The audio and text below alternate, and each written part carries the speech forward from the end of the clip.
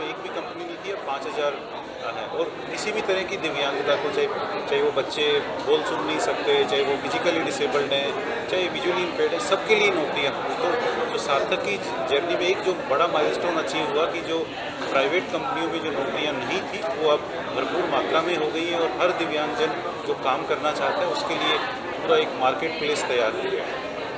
Secondly यहाँ देखता हूँ PWS provide direct services area of health education and skill employment, और क्या कुछ टारगेट है इस बदल में? अभी हम लोग सार्थक में, जैसे आपने बताया, स्किल एम्प्लॉयमेंट के अलावा हम लोग छोटे बच्चों के लिए अर्ली इंटरवेंशन सेंटर चलाते हैं। जो बच्चे who are born with disability, उनको पहले ही हम लोग अगर आइडेंटिफाई कर लें तो डिसेबिलिटी को मिनिमाइज़ करते हैं। वो हम लोग अर्ली इंटरवेंशन 11 सेंटर्स चला रहे हैं। बड़ा इंपॉर्टेंट चीज़ है, क्योंकि अगर हम बच्चे को शुरुआत में ही पकड़ लें तो उसकी डिसेबिलिटी को ही कम कर सकते हैं, ताकि वो इंटीग्रेट हो जाए। और उसके अलावा हम लोग, जैसे आपने वीडियो में देखा कि 3 तरह के डिजिटल सोल्यूशन है। एक इन्फॉर्मेशन सिस्टम, क्योंकि हमारे देश में सूचना का ही अभाव रहता है, बच्चों को पता नहीं होता कहाँ से डिसेबिलिटी सर्टिफिकेट बनेगा, कौन सा स्कूल है, तो वो सारी चीज़ें एक ही ऐप में डाल दी, एक ऐप सार्थी, जिसमें उनको मिल रही है। और अगर वो ऑनलाइन, क्योंकि अभी कोविड के बाद से ऑनलाइन का ज़माना है, तो घर बैठ के ही वो early intervention therapy, skill employment programme, तो ज्ञान सारथी एक मोबाइल ऐप आ गया है।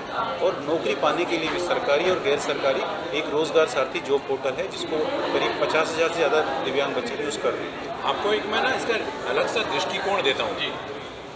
डॉक्टर साहब ने बोला कि प्राइवेट सेक्टर की पहले नौकरियाँ नहीं थी, अब अत्यधिक नौकरियाँ क्यों हैं? ऐसा क्या विशेष है दिव्यांगजनों में? मैं आपको बताता हूँ। मैं और आप अगर हम काम करेंगे तो क्या होता है, 5, 7, 10 मिनट बीच बीच में ब्रेक लेकर के फ़ोन पे चेक करेंगे, व्हाट्सएप करेंगे, ये करेंगे, वो करेंगे। जो दिव्यांगजन होता है उसकी एफिशिएंसी एक आम आदमी के बराबर न होकर के उससे अत्यधिक ज़्यादा है। तो अगर एक आदमी, तो हमने ये देखा कि होटल्स में वो रूम बनाने का काम करते हैं। एक अगर साधारण व्यक्ति एक दिन में 22 रूम बनाएगा, जो दिव्यांग हमारा मित्र है वो कम से कम 30 बनाएगा। तो 25 से 30% काम उसी सैलरी में वो दिव्यांग बच्चा कर रहा है। इसका अर्थ क्या है? इकोनॉमिक्स ऑफ दिव्यांगजन। तो वो कोई भी चैरिटी नहीं कर रहा, they are bringing more efficiency. दूसरा चीज़, आप जब एक साधारण व्यक्ति होते हैं, मैं साधारण व्यक्ति, हम लोग गप्पा गोष्ठी में थोड़ा समय निकालेंगे। दिव्यांगजन गप्पा गोष्ठी नहीं करते, तो उनका समय नहीं निकलता। तीसरा चीज़, आपके पास ये जॉब छूटा, दूसरा जॉब आ जाएगा, तीसरा जॉब आ जाएगा। दिव्यांगजन के पास अपॉर्चुनिटीज़ अब तक लिमिटेड थी, तो वो मेहनत ज़्यादा करते। तो there is economics in hiring persons with disability.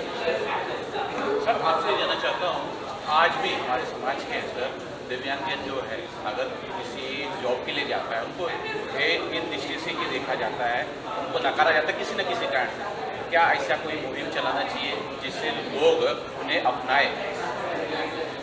बिल्कुल, देखिए, ये सिचुएशन 2008 में थी, बट अगर आप अब मार्केट में रिसर्च करके देखेंगे कि करीब जो हमारे देश की 5,000 बड़ी कंपनियां हैं, वो दिव्यांगजन अगर इंटरव्यू देने जाएं, अप्लाई करें, तो उनका स्वागत करती हैं, उनको घर तक जाके भी वो लेके आती हैं, उनको ट्रेनिंग भी देती हैं, उनको ऑन जॉब ट्रेनिंग भी देती है। तो आई थिंक काफ़ी हद तक चीज़ें बदल गई हैं। और उसमें चैलेंज कंपनियों का नहीं था, वो अवेयर नहीं थे। जैसे अगर हम बात करें कि हम अगर पब्लिक प्लेस पे देखें, मॉल के अंदर, बस क्योंकि हमारा सिस्टम इनएक्सेसिबल है, तो वो बाहर नहीं निकलते थे, तो उनको पता नहीं था कि कैसे बच्चे नौकरी करेंगे। बट धीरे धीरे 16 वर्षों में उनको अवेयरनेस हो गई। सिद्धार्थ जी ने जैसे बताया, उनकी क्षमताओं के बारे में मालूम चल गया, उनकी कैपेबिलिटी जो है आउटकम में ज़्यादा काम कर लेते हैं। तो अब उनको समझ में आ गया कि ये बिजनेस केस है, ये चैरिटी गेम नहीं है, और इसलिए वो ज़्यादा से ज़्यादा बच्चों को हायरिंग कर रहे हैं, और उनके लिए पूरा उन्होंने रास्ते खोल दिए। मतलब अभी वो जो सिचुएशन था पुराना, बिल्कुल पूरी तरह से बदल गया है, और वो कितने भी नंबर में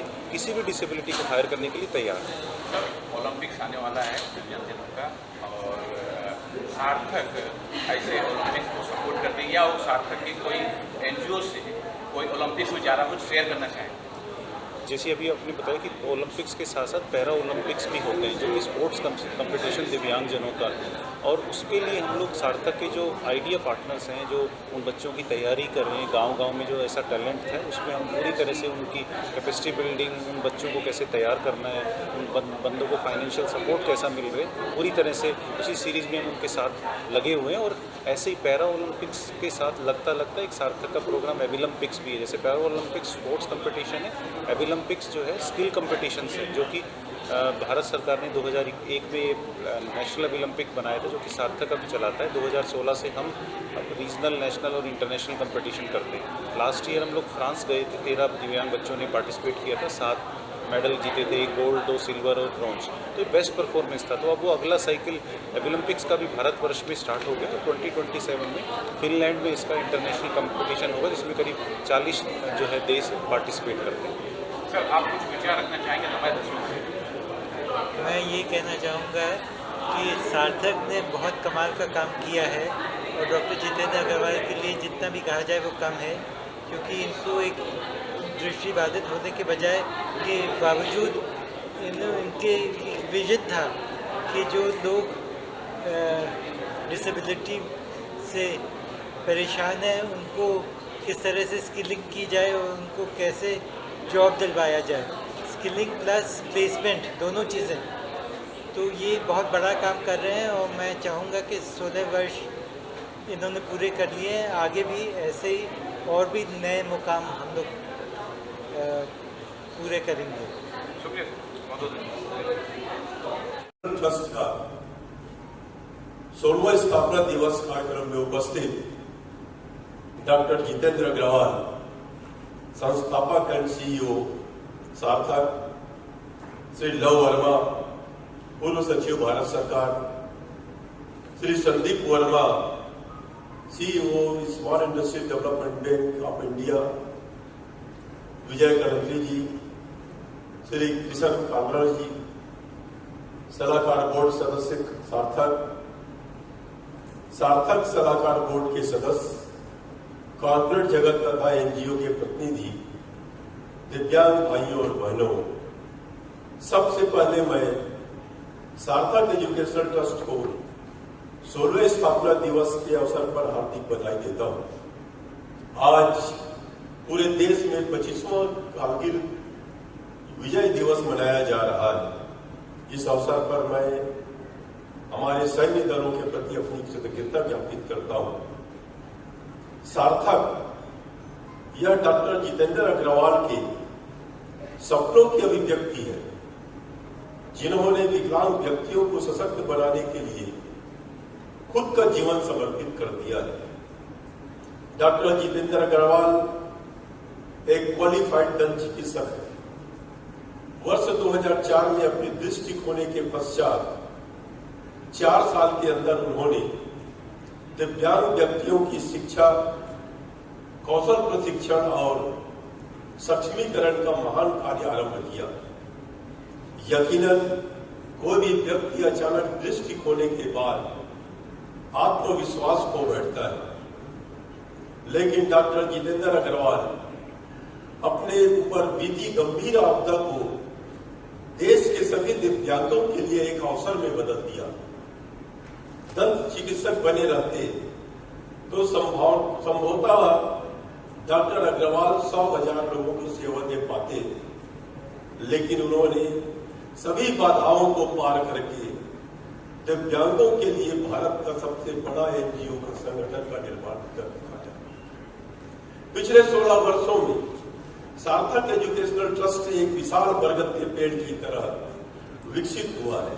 को आत्मनिर्भर बनाना है और देश को विकसित राष्ट्र बनाना है, तो यह जानकारी दिव्यांग व्यक्तियों के लिए विभिन्न कल्याणकारी नीतियों को डिजाइन करने में मदद मिलेगी। सभी दिव्यांग जन स्वतंत्र रूप से एक गरिमापूर्ण और क्रियाशील जीवन व्यतीत कर सके, यह हमें सुनिश्चित करना होगा।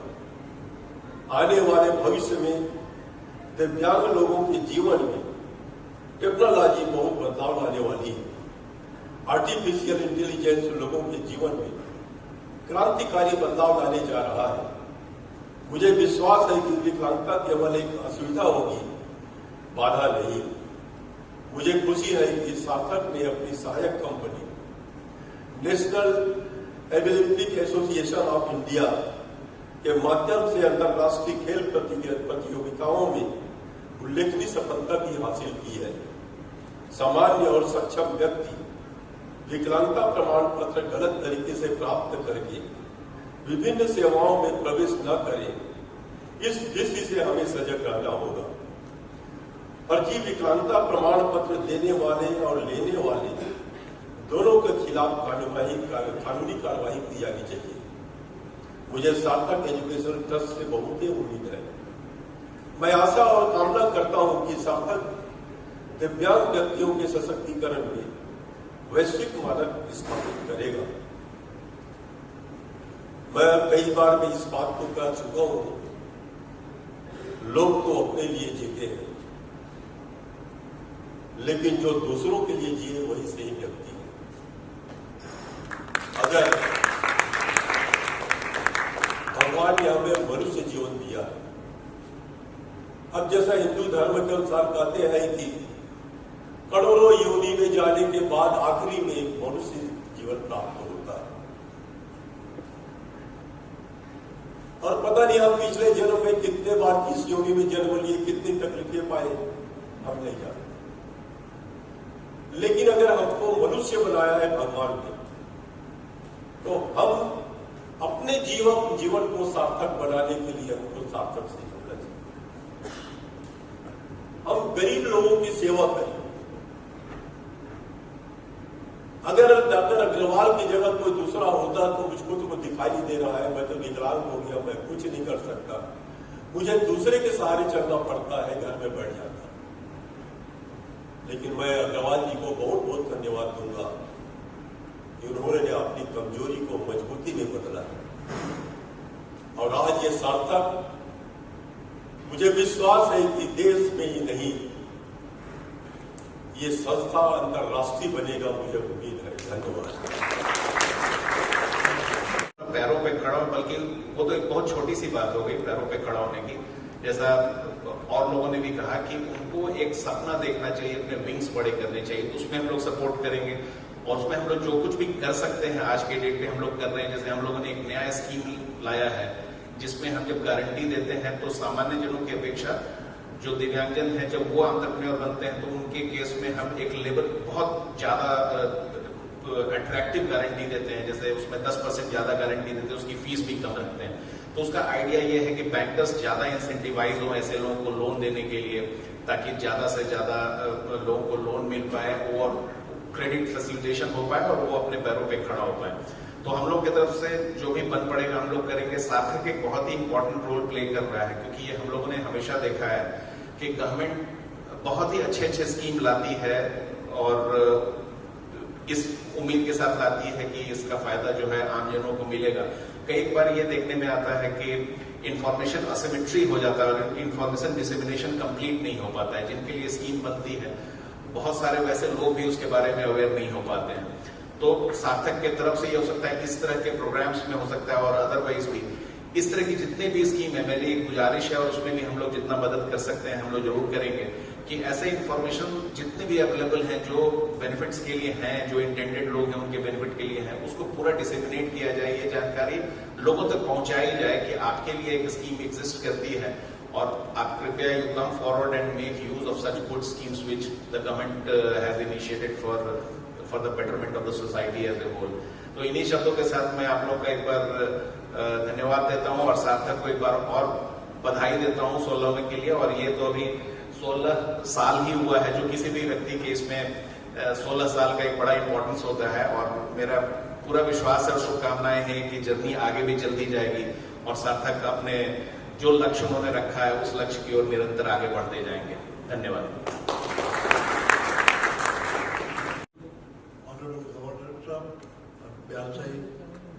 संदीप साहब, कालरा साहब, अग्रवाल साहब, भाइयों और बहनों, एम्पावरमेंट ऑफ एमएसएमई पे हम लोग बहुत काम करते हैं और ये देखते हैं कि एमएसएमई को किस तरह से फायदा हो, एम्प्लॉयमेंट क्रिएट हो, एक्सपोर्ट्स बढ़े, और MSME में कई दिक्कतें आती है, उसे कैसे रिजॉल्व करें। तो स्टेट गवर्नमेंट हो या सेंट्रल गवर्नमेंट हो, टाइम से टाइम हम उनको कई बार उनके ग्रीवेंसेस होते हैं, गवर्नमेंट से रिड्रेस करें, अथॉरिटीज से रिड्रेस करें। और MSME में एम्प्लॉयमेंट बढ़े, कैपेसिटी बिल्डिंग हो। हमारा मेन इम्पैक्ट है कि कैपेसिटी बिल्डिंग हो और टाइमली और एडुकेट उनको फाइनेंस मिले। तो ये हमारा मकसद रहता है। और मुझे खुशी है कि ये बजट जो अब की बार आया है उसने काफ़ी ध्यान दिया MSME पे, MSME को एम्पावर करेंगे बजट, और कई मुद्दे जो थे उसको रिजॉल्व किया है। अब ये हमारे पे है कि हम उसका कितना फ़ायदा लें और इसकी अवेयरनेस कैसे क्रिएट करें और आगे देखें क्या हो सकता हो। ऐसे तो कुछ भी दे तो कम है, गवर्नमेंट जो भी दे तो कम होता है, बट हम देखे जाते हैं। अभी हम लोग एक फिनटेक पे कॉन्फ्रेंस कर रहे हैं 8 से 10 को, गवर्नमेंट साहब इनॉग्रेट करेंगे उन्हें 8 तारीख को। तो it is to empower MSME, women entrepreneurs and startups. तो ये तीनों को कैसे हम एम्पावर कर सकते हैं और कैसे इसको आगे बढ़ा सकते हैं, क्योंकि मुझे ये पक्का है कि MSME को अगर एम्पावर करेंगे और MSME जितनी फैलेगी उससे एक तो रीजनल मैनेज ठीक होता है, एम्प्लॉयमेंट होगा और एक्सपोर्ट बढ़ेगा। बस इसी शब्दों के साथ धन्यवाद, मुझे बुलाया और अवसर दिया बोलने का। Thank you. रखवाल ने कहा कि 80 लाख लोगों को हम लोग 80,000 लोगों को हम जॉब दिलवा चुके हैं और 3 मिलियन लोगों की लाइफ्स को टच कर चुके हैं। तो अभी हमें काफ़ी आगे और बढ़ना है और उसमें काम करना है। और वो काम तो ही हो सकता है कि जब सरकार केंद्र की और राज्यों की सरकारें, कॉर्पोरेट वर्ल्ड, NGOs और सिविल सोसाइटी मिलके इसको करें, क्योंकि इतना बड़ा ये कार्य है, उसके बिना ये नहीं हो सकता। मैं एक ही चीज़ और कहना चाहता हूँ, अपने देशवासियों का माइंडसेट चेंज करना, उनकी सोच चेंज करनी होगी। क्यों 2.7 करोड़ की फिगर आई थी जनगणना में? क्योंकि जब जाते थे सेंसस ऑफिसर गाँव में, खासतौर से लोग बताते ही नहीं थे कि उनके घर में कोई बच्चा है जो इस तरह की, वो छुपाते थे इस चीज़ को। उसको देवी का प्रकोप माना जाता था कि किसी को बताना नहीं, मोहल्ले में भी नहीं बताना चाहिए। उस चीज को हमें बाहर लाना है, उस सोच को हमें चेंज करना है कि मतलब अगर दिव्यांग कोई है, उसकी कोई गलती नहीं है, कोई वो गलत बात नहीं है, कोई शर्म की बात नहीं है, उसको हमें सशक्त करना है। और दिव्यांगजन जो है वो मैं आपको मालूम, मैं फिर बताना चाहता हूँ कि वो हमारी दया नहीं चाहते, हमसे पिटी नहीं चाहते, हमसे डोनेशन नहीं चाहते, वो सिर्फ लेवल प्लेइंग फील्ड चाहते हैं। वो सिर्फ ये चाहते हैं कि उनको मौका मिले, अपॉर्चुनिटी मिले। आखिर हमें पता है कि दुनिया में सबसे बड़ा नाम स्टीफन हॉकिंग का आता है, जो पैराप्लेगिक थे, जो नेक से नीचे कुछ उनका शरीर काम नहीं करता था, लेकिन कितने बड़े साइंटिस्ट और फिजिसिस्ट जाके वो बने। इस तरीके से बहुत और लोग, प्रेसिडेंट रूजवेल्ट अमेरिका के जो थे वो व्हील चेयर बाउंड थे और उन्होंने 8 साल या 7 साल वो प्रेसिडेंट है। हमारे अपने देश में एवरेस्ट पे पहुंच गए हैं लोग जिन्होंने दिव्यांगजन होने के बावजूद, IAS में बड़े बड़े ऑफिसर हैं, वो कर रहे हैं। तो अगर उनको मौका दिया जाए, उनको अवसर दिया जाए, उनको अपॉर्चुनिटी दिया जाए, तो मेरे ख्याल में दिव्यांगजन जो है बहुत कुछ कर सकते हैं। मैं एक बार फिर बहुत बहुत धन्यवाद देता हूँ महामाननीय राज्यपाल जी का, वर्मा जी का, कलंत्री जी का, और अपने डॉक्टर अग्रवाल, मिस्टर लाभ वर्मा और जो सब लोग जो सामने मेरे बैठे हैं, जो यहाँ पे आए, उन्होंने हमें समय दिया, हमें उत्साहित किया। Thank you very much.